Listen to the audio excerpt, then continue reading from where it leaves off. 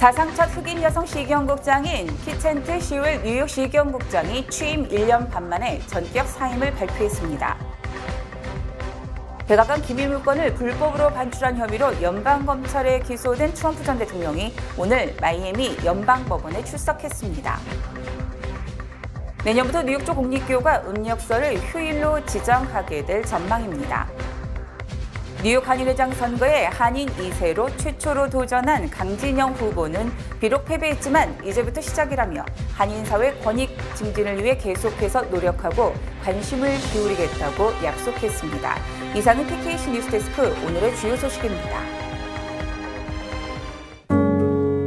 아름다운 제품에서부터 아름다운 사회를 만들기까지 키스는 뉴욕에서 시작하여 현재는 전 세계 12,000명의 직원들과 함께 끊임없이 도전하는 기업입니다.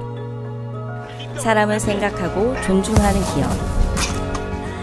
키스는 한인들이 사회의 주인공이 될 수 있도록 든든한 버팀목이 되겠습니다.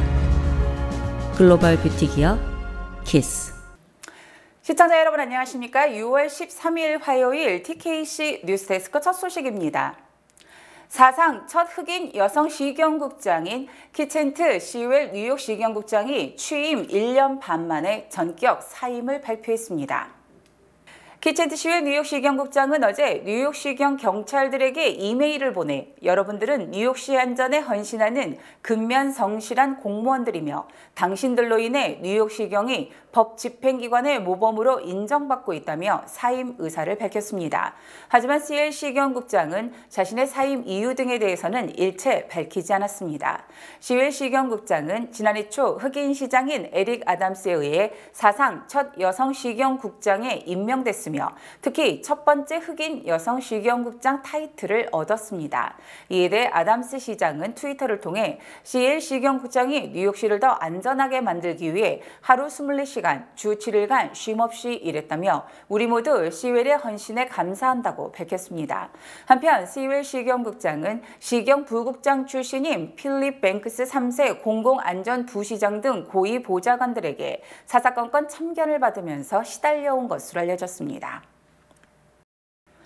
백악관 기밀문건을 불법으로 반출한 혐의로 연방검찰에 기소된 트럼프 전 대통령이 오늘 마이애미 연방법원에 출석했습니다. 박하율 기자가 전해드립니다.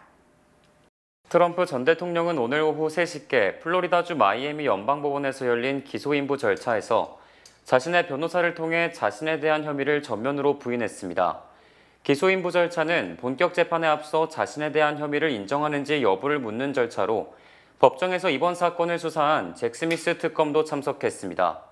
앞서 연방검찰은 트럼프 전 대통령이 재임 중 취득한 국가기밀 문건을 퇴임 후 플로리다의 마라라고 자택으로 불법 반출해 보관한 것과 관련해 트럼프 전 대통령을 기소한 바 있습니다. 연방검찰은 기소 때 트럼프 전 대통령에게 국방 관련 기밀 정보를 의도적으로 보유한 혐의 등 모두 37건의 법 위반 혐의를 적용했습니다. 이날 법원 인근에는 지지자들이 집결했고 이에 따라 사법당국은 경찰력을 사전에 보강하는 등 긴장태세를 늦추지 않았습니다.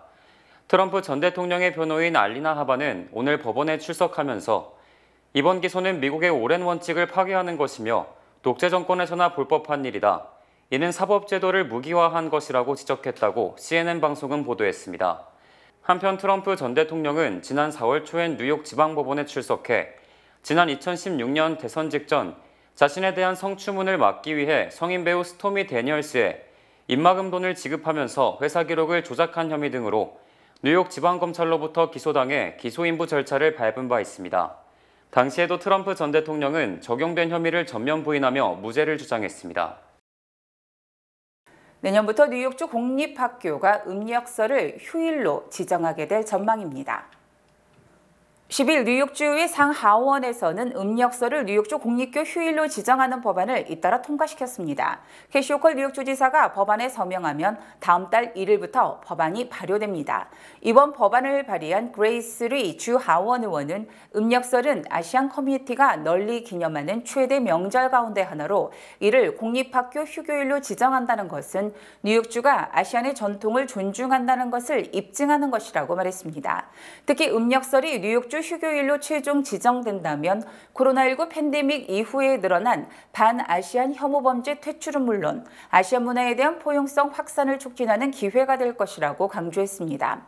뉴욕시 공립교는 2015년부터 음력설을 휴교일로 지정했지만 음력설이 주말인 경우 대체 휴일은 지정하지 않아 왔습니다.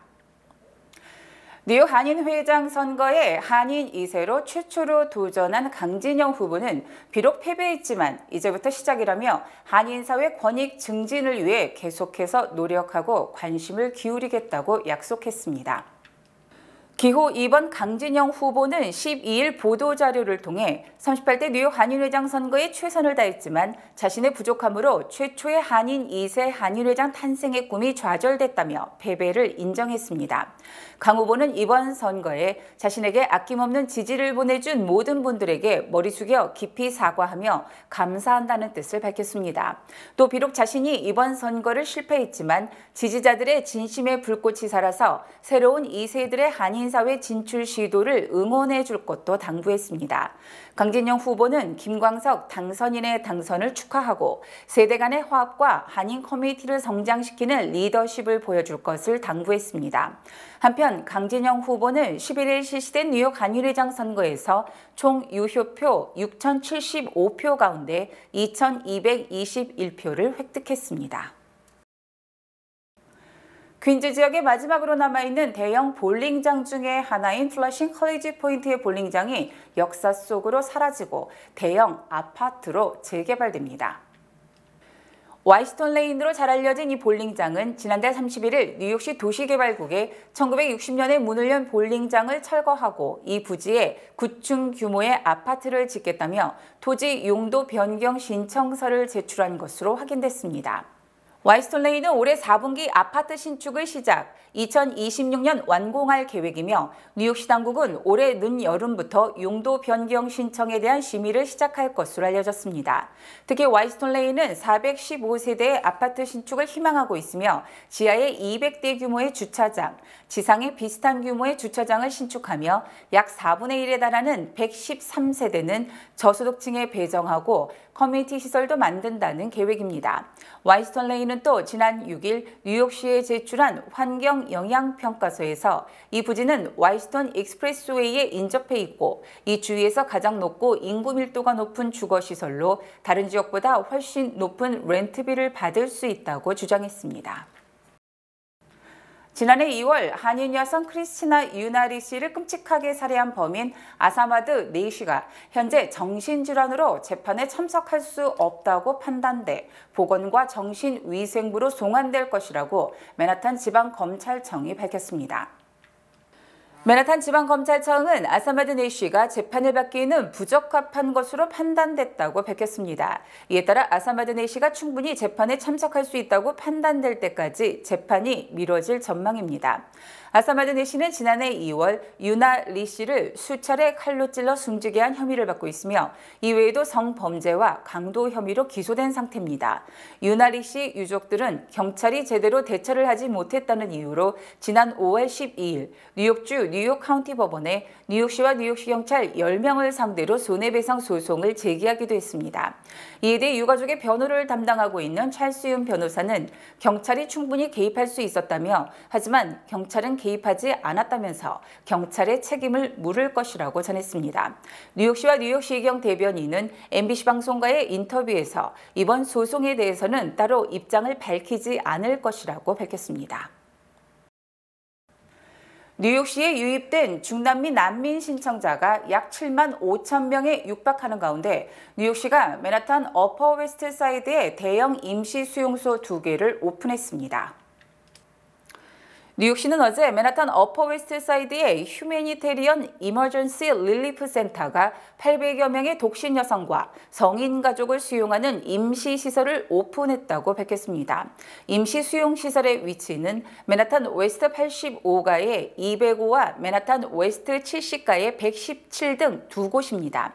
이에 따라 뉴욕시 내의 홈리스곳과 뉴욕시립병원 등이 운영하는 수용소가 약 170개로 늘어났고 현재 수용 인원은 4만 7천 명에 달하며 나머지 약 2만 8천 명은 다른 지역으로 이주하거나 업스테이트에 분산 수용됐습니다. 에릭 아담스 시장은 어제 성명을 통해서 중남미 난민 수용에 뉴욕시 예산 4억 달러 이상이 투입됐다면서 연방정부 차원의 지원이 절실하다면서 뉴욕은 절대로 난민들을 외면하지 않을 것이라고 다짐했습니다. 대학에 진학하지 않은 미국 고교생 5명 중 1명이 대학 졸업장이 가치가 없다고 생각하고 있는 것으로 조사됐습니다. 교육 컨설팅 업체 EAB 발표에 따르면 올해 고교생 2만 명 이상을 대상으로 설문조사를 실시한 결과 대학에 진학하지 않겠다는 학생 5명 중에 1명은 대학 학비에 비해 학위의 가치가 낮다고 답했습니다. 이는 지난 2018년 같은 조사에서의 답변 8%보다 2배 이상 증가한 것입니다. 또 고교의 대학 진학 카운슬러를 대상으로 한 설문조사에서도 응답자의 70%가 학생들이 대학에 가지 않는 것은 학비 부담 때문이라고 말했습니다. 이 같은 조사 결과는 많은 비용을 들여서 대학을 갈 정도로 학위의 가치가 있는가에 대한 회의가 커지고 있음을 보여주는 것입니다. 또 대학에 진학하지 않기로 결정한 학생의 22%는 정신적으로 준비가 돼 있지 않다고 답변했으며 이 같은 답변은 2019년 14%보다 50% 정도가 급증한 것입니다. 뉴욕주 차량국이 어제 자유의 여신상과 로어 맨하튼, 사라토가 레이스트랙, 시라큐스의 뉴욕주 박람회장 등을 배경으로 한 14개의 차량 번호판을 선보였습니다. 뉴욕주 차량국이 어제 14개의 새 차량 번호판을 선보임에 따라서 총 200개 이상의 맞춤형 번호판을 사용할 수 있게 됐습니다. 공개된 차량 번호판에는 자유의 여신상과 로어 맨하튼, 몬탁 등대, 허드슨강, 뉴욕의 주화인 장미 등이 새겨졌으며 1964년 퀸즈에서 열린 세계 박람회를 상징하는 번호판도 포함됐습니다.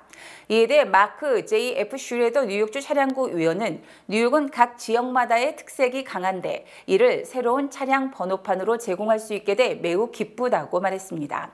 차량 번호판의 기본 가격은 $60이며 개인 맞춤형 번호판은 제작 비용이 $91.25로 책정됐습니다.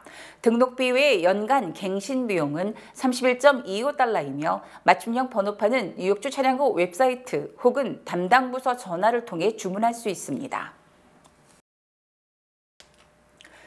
개발도상국 등을 둘러싼 미국과 중국의 경쟁이 가속화되고 있는 가운데 제넷 옐런 재무장관이 중국의 개도국 등에 대한 불투명한 자금 지원을 막기 위한 국제사회의 역할이 필요하다고 역설했습니다. 제닛 옐런 재무장관은 어제 하원 금융위원회에 제출한 서면 발언에서 IMF 등에 대한 지원을 통해 중국의 불투명하고 지속 불가능한 자금 지원에 대해 견제 역할을 하도록 해야 한다고 강조했습니다. 옐런 장관의 이 같은 발언은 미국의 가치관을 반영하는 국제기구에 대한 자금 지원 필요성을 강조한 것이며 IMF에 대한 지원에 반대하는 공화당에 대한 대응으로 풀이됩니다. 특히 옐런 장관은 중국을 견제하기 위해서는 IMF 외에도 미주개발은행 IDB와 아프리카개발은행 AFDB에 대한 지원도 늘려야 한다고 주장했습니다. 바이든 행정부가 국제금융기관 지원을 강화하는 것은 중국이 아시아와 아프리카, 태평양 섬나라 등에 대해 거액의 차관을 지원하면서 중국의 품으로 끌어들이려 하기 때문입니다. 또 중국에서 출발, 중앙아시아를 거쳐 유럽을 연결하는 1대1로 정책을 통해 중국의 영향력 확대를 꾀하고 있습니다. 지난달 미국 소비자 물가지수가 4.0% 상승, 인플레이션이 둔화되고 있는 것으로 나타났습니다.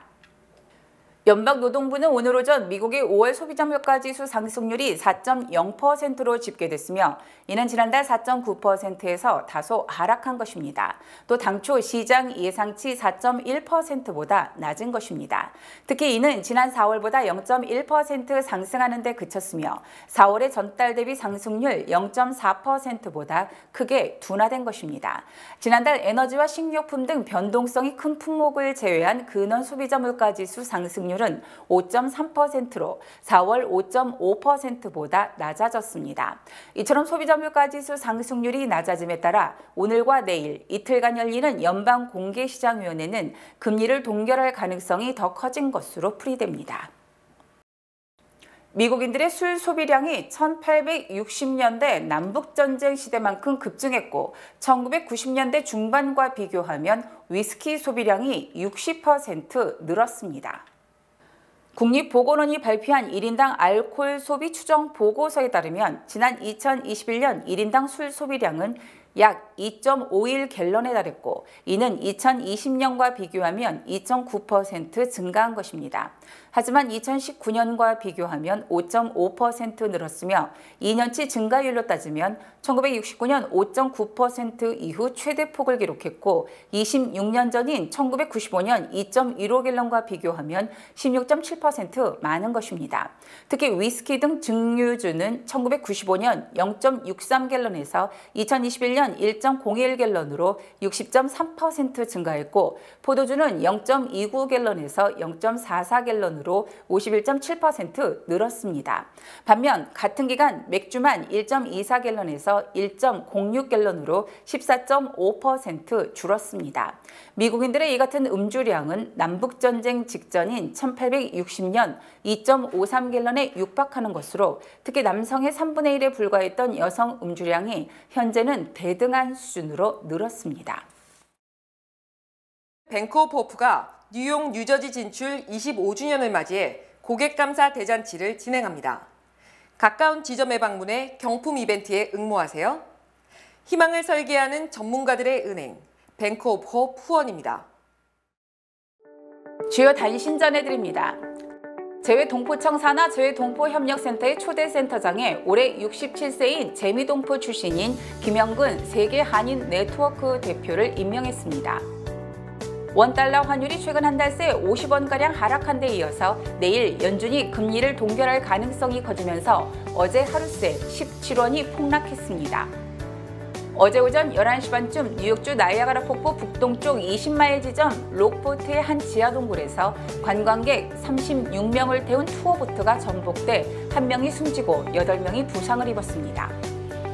콜로라도주 덴버의 프로농구팀 덴버 너기츠가 창단 56년 만에 첫 우승을 차지, 자축 파티가 이어지던 중 오늘 새벽 총기 난사 사건이 발생해 9명이 부상을 입었으며 이 중 3명은 위독한 상태로 알려졌습니다.